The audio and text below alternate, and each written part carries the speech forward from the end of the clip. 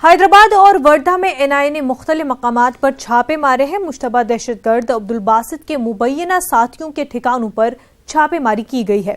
आपको बता दें कि अबू ज़ाहबी दाइश मॉड्यूल के सिलसिले में अब्दुल बासित पर चार्जशीट दाखिल की जा चुकी है। बासित को फौरी 2018 में गिरफ्तार किया गया था।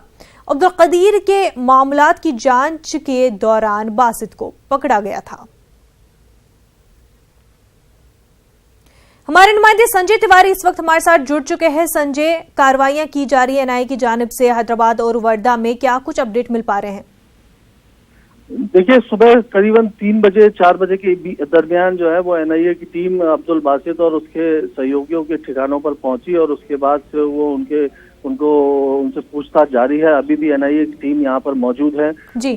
ये अब्दुल बासित जो है वो इससे पहले आईएसआईएस में शामिल होने के लिए जब निकले थे हैदराबाद से और ये नागपुर में पकड़े गए थे, तब उस समय जब नागपुर में महाराष्ट्र एटीएस की मदद से इनको काउंटर इंटेलिजेंस तेलंगाना की टीम ने उनको वहां से पकड़ा था और पकड़ के हैदराबाद लेके आए थे। उनको फॉर्मली अरेस्ट कर लिया था। बाद में इस केस को एनआईए के सुपुर्द कर दिया गया और एनआईए ने इसमें पिछले दिनों एक चार्जशीट भी दाखिल की थी अब्दुल बासित के अगेंस्ट में।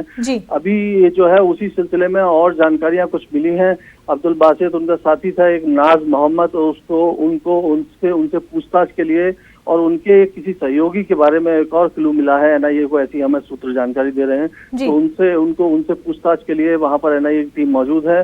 अभी तक कोई फॉर्मली अरेस्ट किसी को नहीं किया है, लेकिन पूछताछ कर रहे हैं और हो सकता है कि दोपहर तक या शाम तक किसी की गिरफ्तारी भी हो सके। जी संजय, बहुत बहुत शुक्रिया आपका तमाम तफसीलात के लिए।